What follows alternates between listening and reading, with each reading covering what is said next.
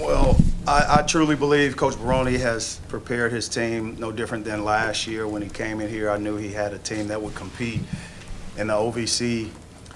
Tremendous coach, basketball family, obviously the tradition of his late father. That's a tremendous thing to carry on his coaching legacy. We're connected in different ways. He played at Marquette with a couple of my best friends, Brian Wardle, Cordell Henry, several guys from our AAU program. So we've been knowing each other since we were teenagers, 18 years old, okay?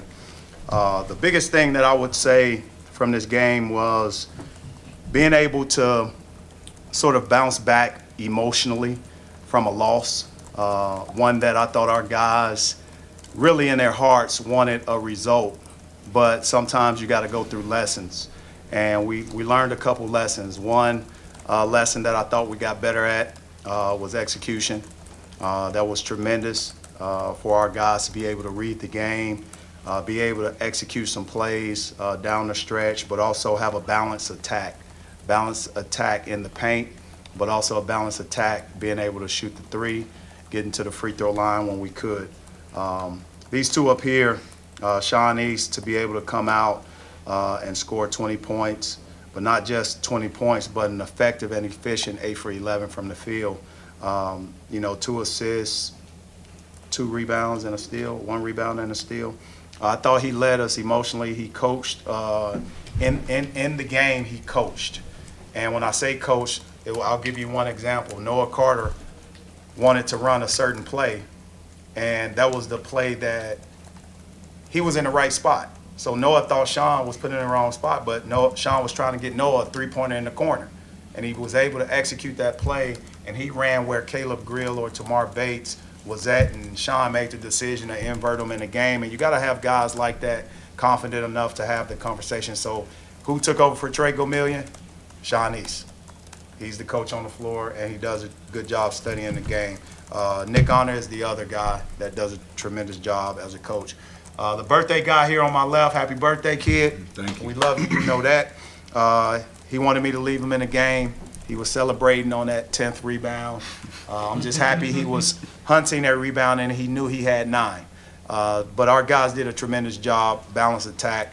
The other thing is obviously, Caleb Brown.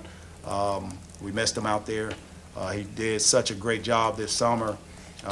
And it's just a short setback, and his presence was missed in the locker room. Last but not least, free Connor Vanover. He's free. Questions? This can go for really any of you up there. What did you all like from Anthony Robinson out there? I'll let these two talk. I love Anthony Robinson. He's willing to learn always and always asking questions, but he just brings a spark every time he's in the game. And if you look at his plus minus, he was +5 today. He was in there a little bit in the last, but I bet it was higher throughout the game. He just always brings good energy and executes coach's direction well. And as a freshman, that's good. He's always just ready to do whatever coach and we say to him, and he's just happy to be out there. You know what I'm saying? So it's just good, and he has just like an innocence to him, and it's just good for this team. Mm-hmm. Yeah, Sean just hit it on the nail right there. Ant's he's a really good learner. He's a guy that wants to go out there and learn from us, and we try to give him as best guidance as we can. And Coach Gates has been hard on him, and he's been the main one to tell him to bring a spark, bring something to the game, and Ant's been a forefront of that. So for him to be able to go out there and actually do that and get himself some extra minutes, it's very key. He's a competitor. He comes from a competitive sports family. His mom was All-American track, dad baseball head coach, Division I. His uncle, meaning his mom's brother, Byron Rim, was the head coach at Prairie View A&M, as well as IUPUI. I got to know him, his uncle, during my coaching career at Cleveland State. He was one of the competitors, and if you look at his level of competitiveness, he does not take it easy on Nick or Sean. Every day, he's an everyday guy. And no matter what, everyday guys are going to be rewarded with something. And in this case, he's led us with minutes coming off the bench this game. And no matter what, he didn't make a field goal, but he impacted the game in other categories. He drew 7 fouls, okay? He had 5 points off free throws. He was 5 assists and 2 blocks. I mean, I can't say enough about him. I think his teammates, would say the same. Dennis, he's only 3 games into his college career. What does that say about his maturity on the court? I mean, I think when you look at his level of maturity, you have to credit his high school coach, Charlie Ward. I mean, you got to think that he learned something in those 4 years getting coached by a Heisman Trophy winner, but also an NBA, veteran with the New York Knicks. And toughness and grit and those different things obviously comes out in Ant's game. He's a competitor by nature. He wants to do right, but more importantly, he's almost a 4.0 student. And when you have a complete kid like that in your program, his actions speak louder than his words. His ability to be places on time speaks louder than words. His ability to not give up, and when he gets knocked down, he gets right back up again. Sean put him through the ringer this summer. Through the ringer. When I say that's his freshman, Nick Honor, that's Nick Honor's freshman, they put him through the ringer and they tested him. And he did not back down one time. And I appreciate that about our leaders. Dennis, defensively, specifically in the second half, what did you like that you saw there, holding SIU? I think it was 12% from the field in the second half. Well, we were able to, just play possession by possession. We wanted to be disciplined, not foul. We had 16 straight stops, meaning they missed 16 straight shots, and that was crucial. Didn't make one shot from the 18-minute mark all the way down to the minute 30 minute mark. When you have that type of defense, what I'm happy about is that our guys closed the possession. Whether it was being at the right place, helping the helper, talking and communicating. I thought we were at a great level. I want to watch the film and see what else positive things that we did. I'm sure I'm missing some, but I thought our guys communicated well, and that's what led to our ability to get some stops. Coach, your team almost registered a 2-to-1 assist to turnover ratio tonight. What do you think allowed your team to not just create open shots for each other, but also take care of the ball at the same time? Well, I think when you look at it, look at our shots, right? I think going into the half, we probably took some off-rhythm shots, but in the second half, we addressed it. And our guys from Caleb Grill, who it was great to see him knock down 2 shots that was not forced. We want him to be able to play with his feet underneath him, and he put in the work with Coach Young in these last 2 days, literally doing double days to make sure that he's in there shooting perfect shots.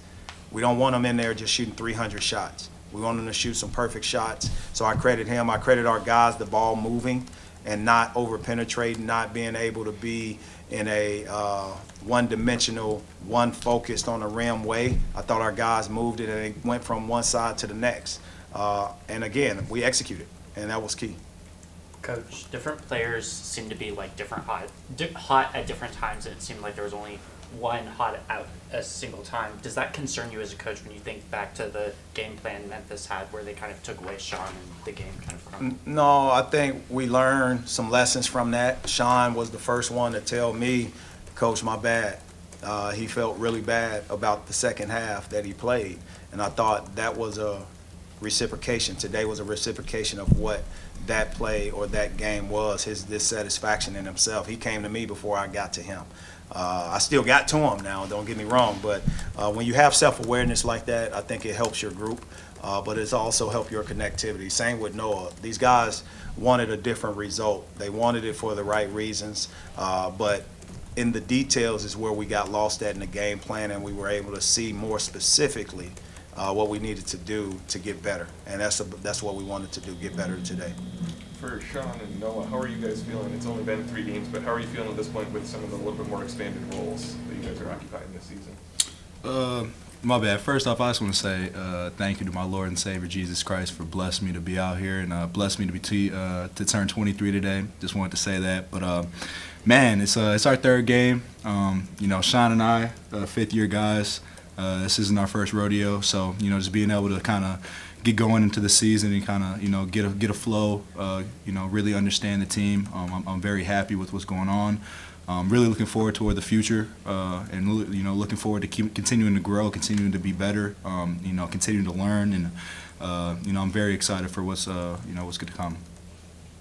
What was your question again? Just 3 games in, how are you feeling with some of the little bit more expanded role and how that's shaken out? I'm still figuring everything out. It's 3 games in, so I mean, you know, it's gonna be a long season. I don't know how many games we got, but we just take it game by game, and you know, the roles are gonna change. Things are gonna be different every game. Whatever the game requires for us to do is what we're gonna try to do. And I mean, it's fun right now. We're just enjoying it, and you know, just trying to have fun out there. Dennis, compared to last season, you know, to see how this team handles a loss so early in the season, how they bounce back, you know, what's the benefit of seeing that early on in the season? Recovering from mistakes and having awareness, I believe it does help our confidence. Being able to identify those things and film the next day when you debrief allows guys to move forward. It's an emotional game, and the emotions can get the best of you if you don't handle them the right way. So we want to turn losses to lessons. We don't want it to be a loss. We want it to be a lesson. We want to learn as soon as we get the opportunity to learn. We don't want to repeat certain actions. We want to be able to move forward and make sure guys are able to execute those game plans. And that's what it's about, the big picture. We're going to continue in these infant stages to grow. Each season delivers a different challenge. Right now, we have a different scheduling philosophy. We're going to a Big Ten arena, and it's not going to be easy. I truly believe our guys are going to continue to get better day by day. They're going to get to know each other day by day from practice to games. And the coaches are going to get, including myself, get to know our players a lot more. Some of these guys, although they're fifth-year seniors, you know, this is their first year here and first year with our system. So it takes a while to get to that next side or the other side. And I'm just excited about where our mentality is, but also the connectivity of the game plan that I thought our guys focused with tonight. Yeah, just on a similar point, just John Tonje got extended minutes tonight. Just kind of where is he at in the process of assimilating this team on both ends of the floor? He's doing a great job. I love John Tonje's spirit. He's an unselfish young man. He always is talking, communicating, smiling. He's not an energy vampire. He's a great dude. And when you have guys of high character in your program, you know, it's one of those things where I could tell that during the recruiting process. When it came down to it, he's the guy that said, okay, I want to be here. I'm going to cancel all my visits. It was the first visit he took, and he just felt at home. He felt connected to our players and obviously to our staff and then to the city. So I just credit him, his toughness, but also the former coaches who prepared him, his high school coach as well as his former coach at Colorado State. Last question to Jared. Coach, two-parter. Jordan Butler got the second half start. What kind of defensive impact did you see from him? And then also, is there any update with Nick Honor? It seemed like he hurt his wrist in the second half there. Yeah. As it relates to Nick, I mean, he could have went back in, but he just said, Coach, I'm good. So I just went from there. He took himself out, and I think he just fell. So it was no prognosis where he was taken off the bench at all. So we'll see. I'll have to see that. The other question was? John Butler. Sorry. Jordan Butler earned everything that he's received, and it hadn't been easy for him. He was just at prom a couple months ago, and the speed of the game is different. You know, his background is a little bit different. It takes guys of his size a little bit different than an Ant Robinson or even a Trent Pierce, but his spirit, his heart has been in the right place in his development process. He wants to, you know, be good. He wants to be great, and our guys continue to teach him.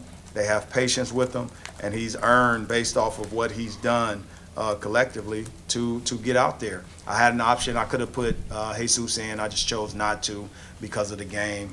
Didn't want to disrupt anything that was going on. Jesus is fine. I could have played him, but I wanted to give these guys some experience, and Jordan Butler has earned every bit of it. All right, thanks, guys. Thank you. MIZ.